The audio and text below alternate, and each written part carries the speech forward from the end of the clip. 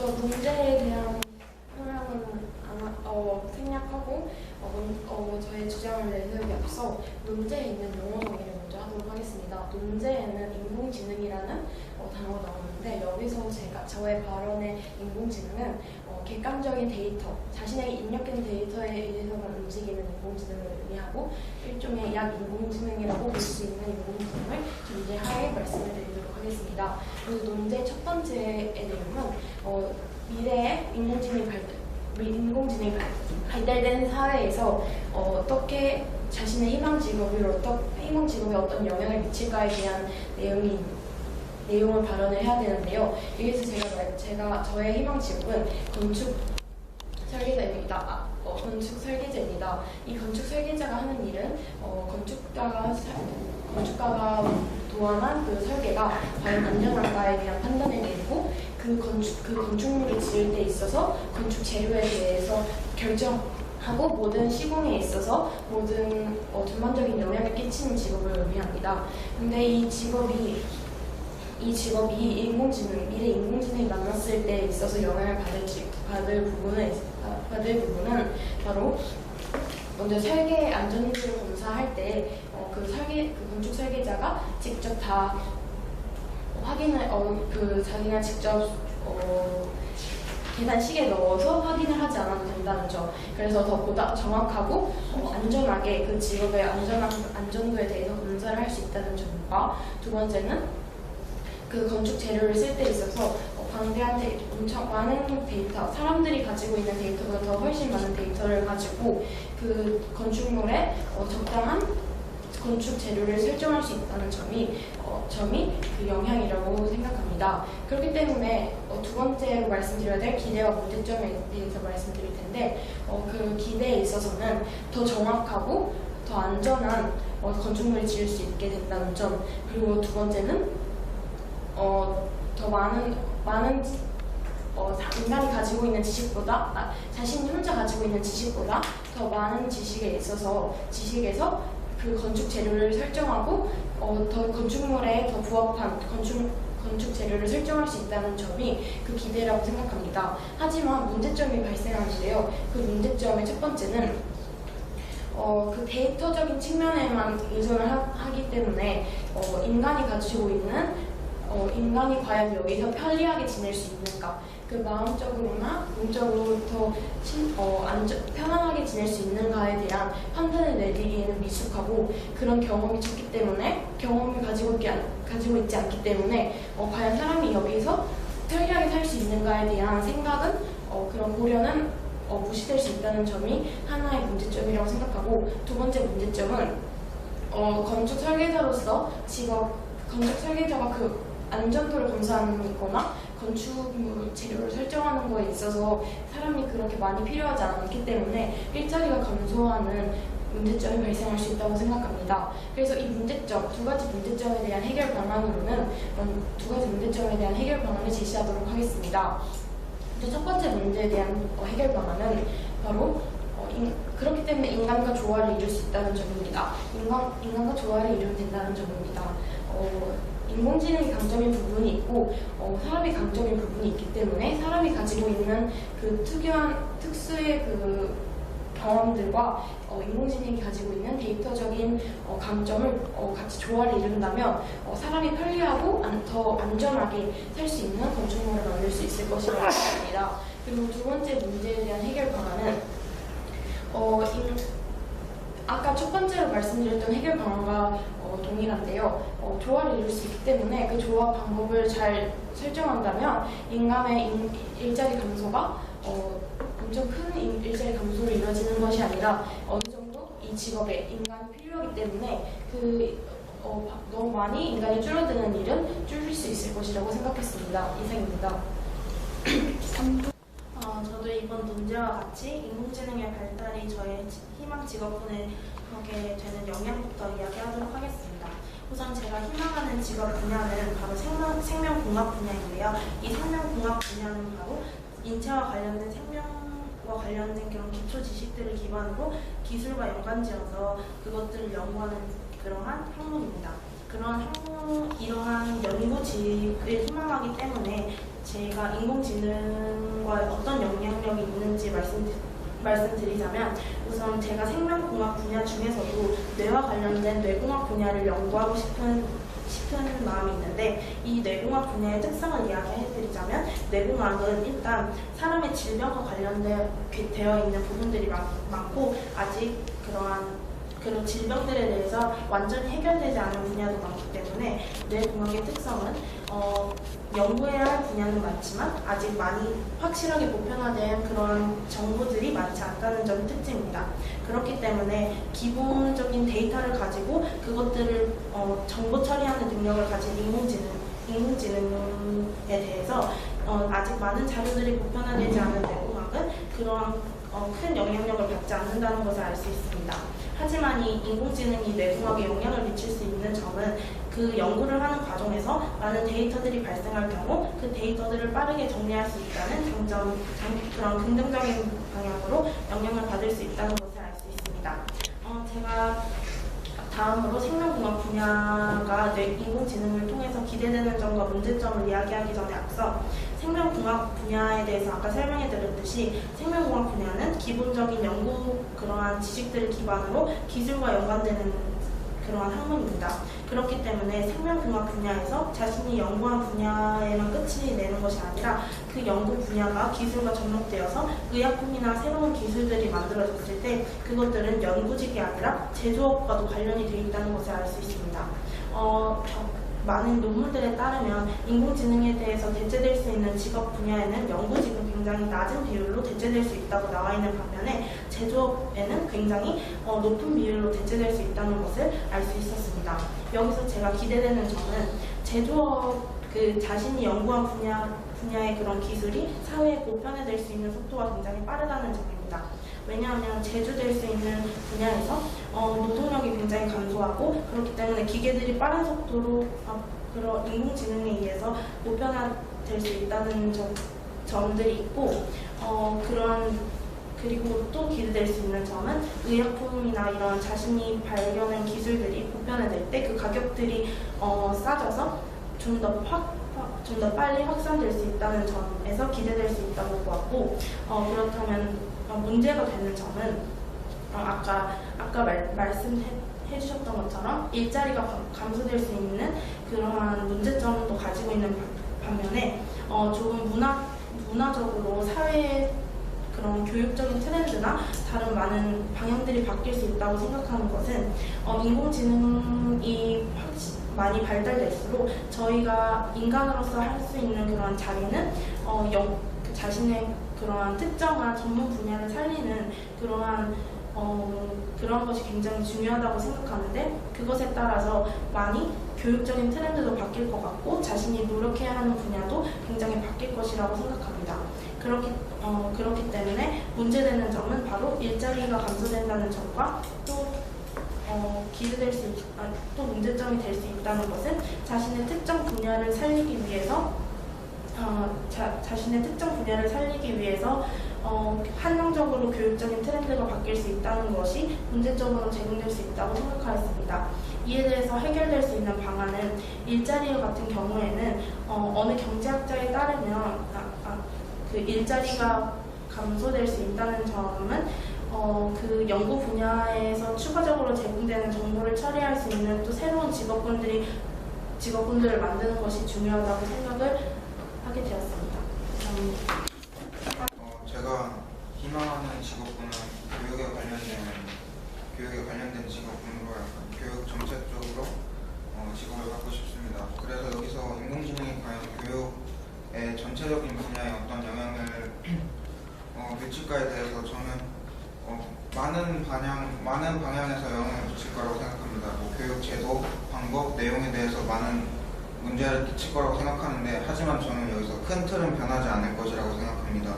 물론 교육의 방향이나 내용이나 그런 쪽 분야는 항상 시대에 맞춰서 발전해왔듯이 현재 4차 산업 시대를 맞서서 당연히 좀 더 뭔가 주제를 탐구하고 이렇게 지금 현재 하는 것은 일반적인 지식을 전달받는 그런 교육이 아니라 좀 어떤 사회 문제에 대해서 깊게 연구해보고 서로 토론하고 그 과정 속에서 결론을 찾기 위해서 서로 적당한 합의의 과정을 거치는 것이 현재 이제 우리가 앞으로 나아가야 될 교육이라고 생각하고 앞으로 인공지능의 발달로 인해서 그런 방향으로 바뀔 거라고 생각됩니다. 하지만 여기서 제가 말하는 큰 틀은 변하지 않을 것이라고 했는데 여기서 큰 틀은 저는 학교를 가는 것이라고 생각합니다. 만약에 인공지능의 발달로 학교를 가지 않을 경우에는 제 생각에는 많은 문제점들이 발생하게 됩니다. 일단 제가 생각하는 학교라는 것은 과거에는 어땠을지 모르지만 저는 현재와 미래의 학교는 단순한 지식의 전달과 제공의 의미가 아니라 저는 사회의 소속원으로서 성장할 수 있는 공간과 그리고 사회적인 미리 사회를 적응하는 공간이라고 생각합니다. 그렇기 때문에 이런 학교가 없어질 경우에는 사회적인 그런 발달이 좀 더 늦어지고 이렇게 점점 핸드폰과 이런 매체의 발달로 개인주의가 심화되어가는 과정 중에서 이런 학교조차 가지 않는다면 개인주의가 더 극화되고 사회성이 결여될 수 있다고 생각합니다.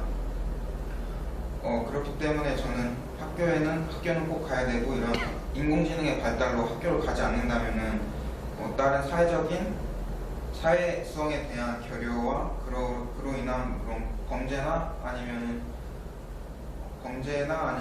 그렇게 사회의 부적응자들이 많이 소출해서 많은 사회적 문제를 가져올 것이라고 생각합니다. 그리고 또한 경제적인 부분에서 학교를 없애고 물론 홈스쿨링이나 인강 같은 것으로 교육을 바꾸는 것이 어떻겠냐는 의견도 나올 수 있는데 저는 여기서는 그렇게 학교를 없앰으로써 있는 경제적인 이득은 매우 단편적이고 단기적인 것이라고 생각됩니다.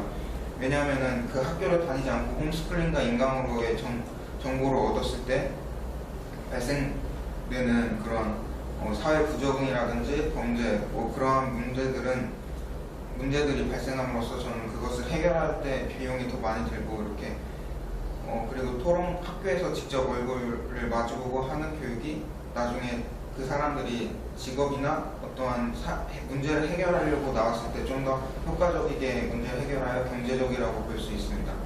물론 여기서 기대되는 바가 없는 것은 아닙니다.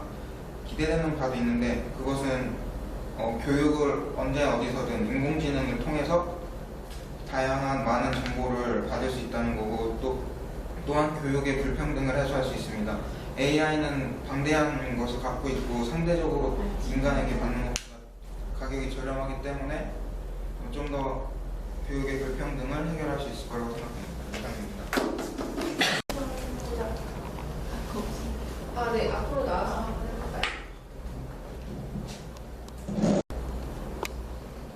저는 우선 신예림 투론자께 질문 드리도록 하겠습니다.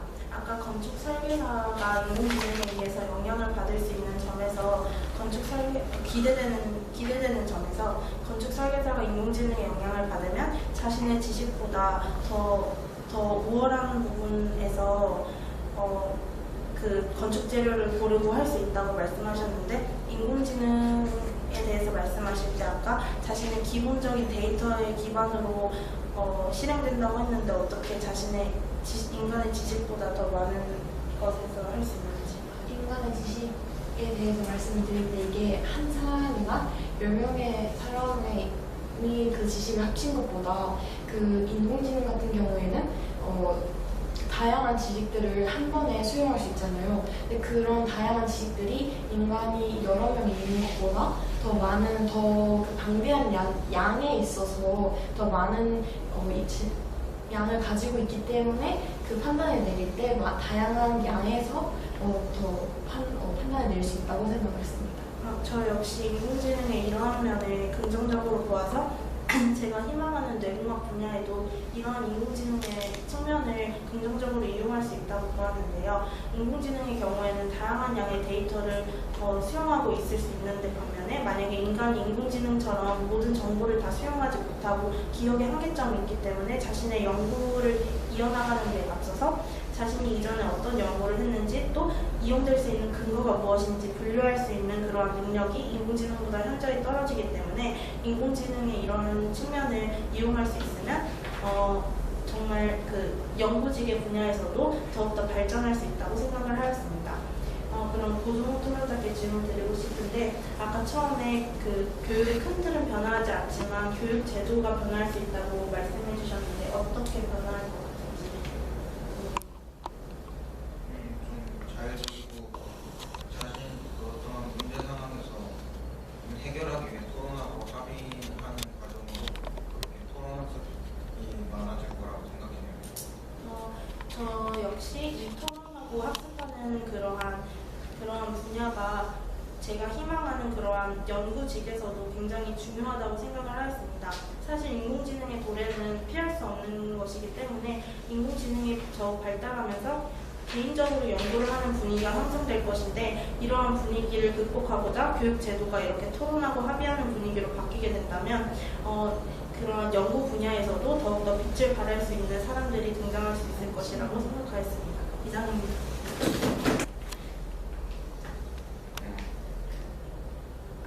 먼저 최현진 토론자께 먼저 질문 드리겠습니다.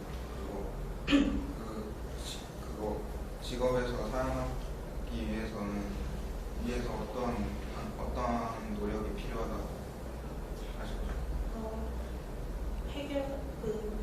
극복하기 위해서는 자신의 구체적인 특정 분야에 대해서 집중적으로 공부해야 된다고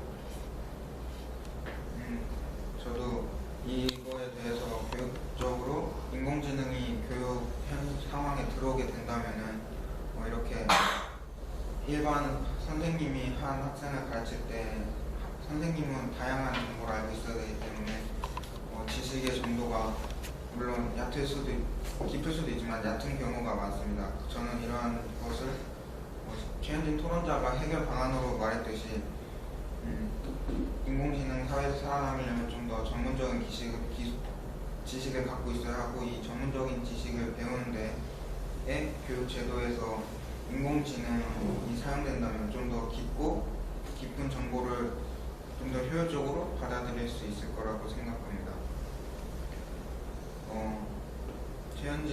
신예림 토론자께서 일자리가 건축 설계사 일자리가 줄어들 건데 그것에 대한 해결 방안은 무엇이 생각하십니까? 좀 그에 대한 해결 방안은 인간이 할 수 있는 분야와 인공지능이 할 수 있는 분야, 그러니까 강점이 서로 다르기 때문에 그것을 조화를 이룬다면 어느 정도 해결이 가능할 것이라고 말씀드렸습니다.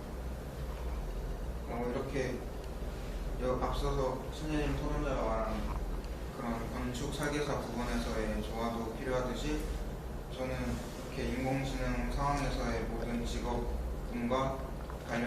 직업과 제도나든지 관련된 분야에서는 인간과 인공지능의 조화가 필요하다고 생각합니다. 인공지능은 방대한 양의 정보를 처리할 수 있지만 감정 같은 것에서는 약하지만 인간은 방대한 정보는 처리할 수 없으나 감정 같은 부분에서 강점을 갖고 있습니다. 이러한 부분을 잘 조화시킨다면 교육 제도나 더 나아가서 사회에 나오는 인공지능으로 인한 문제를 해결할 수 있을 것이라고 기대가 됩니다. 이상입니다. 토론자께 질문을 하겠습니다. 최현진 토론자께서 인공지능 발달에 대한 영향에 대한 문제적으로 결국에 특정 분야에 한정적인 지식만 가지게 될 것이라고 했는데 연구하는 특성상 그 한 분야에 대해서만 그 분야를 연구해서 결과가 나오는 것이 아니라 다른 분야와 융합을 해야지 그 결과물이 나올 것이라 생각하는데 이에 대해서 어떻게 생각하시나요? 제가 그 이야기를 한 취지는 사람들이 연구직이나 전문직과 같은 그런 직종에 몰릴 것이라고 생각했기 때문에 그런 이야기를 하는 거죠. 그러면 고종호 토론자께 질문을 하도록 하겠습니다. 고종호 토론자께서 인공지능에 대한 발달로 인한 반대로 어디서든 지식을 얻을 수 있다고 했는데 이에 대한 그런 구체적인 방안이 있나요?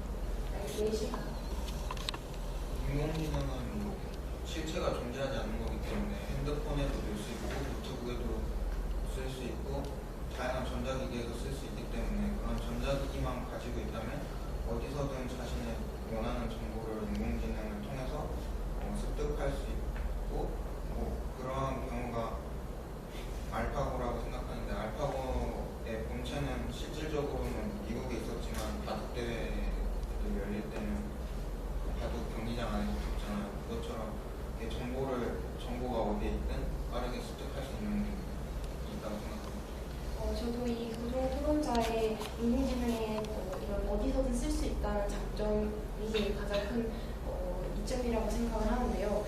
저의 직업적인 특성상 제가 희망하는 건축 설계자라는 직업 특성상 사무직에서 컴퓨터로 공부를 하는 그 지식을 사용하는 것이 아니라 직접 그 공사 현장에서 그 지식을 써야 되는 경우가 많을 텐데 이 공장 현장에서 그 관련 지식에 대해서 그 정보가 필요할 때, 그 환경에서 필요한 지식이 필요할 때 있어서 다시 사무직으로 가거나 다시 책을 찾아보는 것이 아니라 인공지능으로 발전되어 있는 그런 전자기기를 소지하고 있다면 자기가 핸드폰만 가지고 있다면 그 지식에 대해서 빠르게 습득할 수 있고 어디서든 습득할 수 있기 때문에 그 장점을 활용한다면 그런 자신의 직업을 가졌을 때 인류를 많이 높일 수 있을 것이라고 생각했습니다. 이상입니다.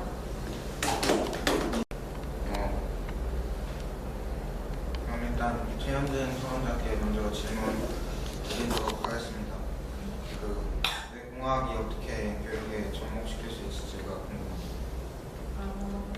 뇌공학을 교육에 접목시킬 수 있는 방법은 만약에 단편적으로 그냥 뇌공학을 배우고 싶어하는 친구들이 있으면 뇌공학 여기까지만 하겠습니다. 제 생각에는 뇌공학을 교육에 접목시키는 것은 현재 학생들이 약간 창의성이나 그쪽에 물론 지식을 외우는 부분에서는 많이 숙달됐기 때문에 익숙합니다. 그렇지만 이 뇌공학 같은 이렇게 창의성을 요하는 부분에서는 많은 약점을 보이고 있는데 이것을 인공지능이 사용되어서 발달된 그러한 뇌공학 정보로 인해서 그런 창의성, 뇌 쪽에서 창의성을 담당하는 부분을 자극하여서 좀 더 효율적으로 창의성을 개발시킬 수 있는 그러한 뇌의 한 부분을 찾아서 자극을 시켜주는 프로그램이나 그런 것을 만들어서 그런 것을 교육제도에 도입한다면 좋은 결과가 나올 수 있을 거라고 생각합니다. 그리고 인공지능의 기대점에 대해서 아까 짧게 말해서 좀 더 길게 말해보고 싶은데 인공지능이 제가 말했듯이 인공지능이 발달하면 교육이 평등화되고 어디서든지 할 수 있을 거라고 제가 얘기해드렸는데 이러한 인간 같은 교육이 인간 교사가 인공지능이 하게 되고 그렇게 된다면 좀 더 깊고 넓은 분야의 정보를 다양하게 받아들일 수 있을 거라고 생각합니다. 1분 57초입니다. 먼저 고종 토론자께 질문하고 싶습니다. 고종 토론자께서 문제점으로 개인주의가 심화될 것이라고 말씀해 주셨는데 이에 대한 해결 방법이 뭐라고 생각하시나요? 제가 말한 개인주의가 심화됐을 때 저는 아무래도 죄송합니다. 질문을 변경하도록 하겠습니다. 그 개인주의를 어떻게 해결하면 좋을까요? 라고 질문해요. 죄송합니다. 괜찮아요. 저는 학교에서 약간 계속 제가 말했듯이 학교에서 토론 학습을 통해 가지고 이렇게 서로 대화를 하고 그 토론 과정 중에서 나오는 갈등이나 토론 문제에 대한 문제점을 이렇게 서로 대화를 해가면서 합의점을 찾아가면서 그러한 과정 속에서 사회성이 발달하고 그러한 사회성 발달함으로써 개인주의가 완화될 거라고 생각합니다. 저는 이 교육적인 측면이 저희 미래의 직업을 가졌을 때 건축 설계자라는 직업을 가졌을 때 매우 유용하게 사용될 것이라고 생각하는데요. 이 건축물을 지을 때 혼자 짓는 것이 아니라 여러 분야들의 사람들 그리고 공장에서 일하시는 공사 현장에서 일하시는 분들과 계속 의사소통하고 그분들과 의견을 조율해 나가면서 이 직업을 계속 이 직업을 계속 이 직업으로 계속 생활을 해야 될 텐데 그때 있어서 개인주의가 심화되고 사람들과의 소통 방법이나 갈등 해결 방법에 대해서 모른다면 그런 갈등을 좁히지 못하고 그 건축물을 설계할 때 있어서 많은 어려움을 겪을 텐데 이런 교육을 사용한다면 사람들과 분위기가 험악해지지 않고 사람들과 그 합리적인 방법을 통해서 의견을 조율해 나간다면 더 직업 생활을 하는데 매우 편리하고 유용하게 사용될 수 있을 것이라고 생각합니다. 최현진 토론자께 질문하신 분.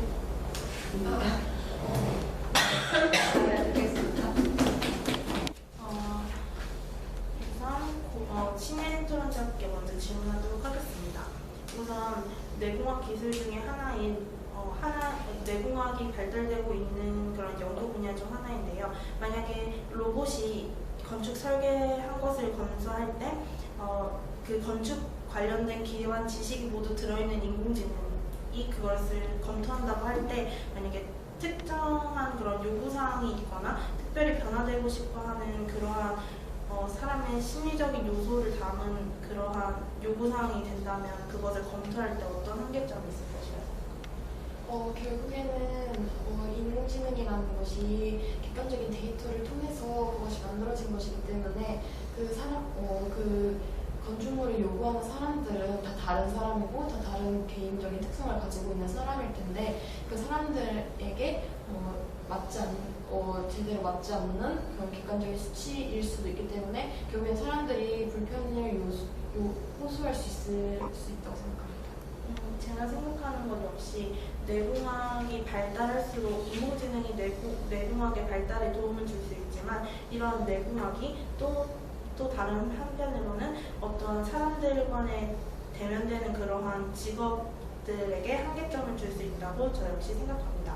고종호 토론자께 질문드리고 싶은데 만약에 모든 지식을 함유하고 있는 그런 메모리칩 같은 것을 뇌에 삽입해서 그런 완전 똑똑한 뇌를 가진 그런 사람에게 다 이렇게 메모리칩을 제공할 수 있다면 학교의 기능은 어떻게 변할 것이라고 생각합니다? 제가 말했듯이 앞서서 이제 학교의 기능은 단순한 지식 전달의 목적이 아니라 사회성을 함유하는 네, 저희 발언을 시작하도록 하겠습니다. 인공지능이 발달함에 따라서 지금 세 토론자가 가지고 있는 직업군 역시 많은 변화를 겪게 되는데요. 이때 공통적으로 생각하는 점이 이 인공지능이 발달함에 따라서 인간에게 많은 영향을 미칠 텐데 이 영향을 인간의 강점과 인공지능의 강점을 잘 적절히 섞는다면 더 좋은 결과가 일어날 수 있을 것이라고 했으면 했고 인공지능과 그 인간이 생활을 할 때 있어서 적절한 조화를 이룬다면 각자의 직업에서도 많은 이점을 얻을 수 있을 것이고 인공지능으로 인한 이점도 제대로 얻고 그에 대한 문제점을 해결할 수 있다고 생각했습니다. 이상입니다. 우선 내공학이라는 분야가 인공지능과 접합했을 때 저는 굉장히 긍정적인 측면에서 내공학이 더욱 발전할 수 있는 수단이 될 수 있다고 생각을 하였습니다. 물론 인공지능을 통해서 사람들이 너무 많이 쏟아지는 정보 속에서 인공지능을 통해서 빠르게 변화되는 그러한 지식들 속에서 허덕일 수 있지만 그러한 인공지능을 통해서 또 그것을 다 분별해서 더욱더 효율적인 방안을 채택할 수 있을 것이라고 생각을 하였습니다. 내공학이 더욱 발전할 때 그런 기술들을 빠르게 도입할 수 있는 방법 또한 인공지능에 있다고 생각을 하기 때문에 내공학이라는 분야와 인공지능의 결합이 결국 부정적인 것이 아니라 긍정적인 측면으로 발전할 수 있다고 생각하였습니다. 이상입니다.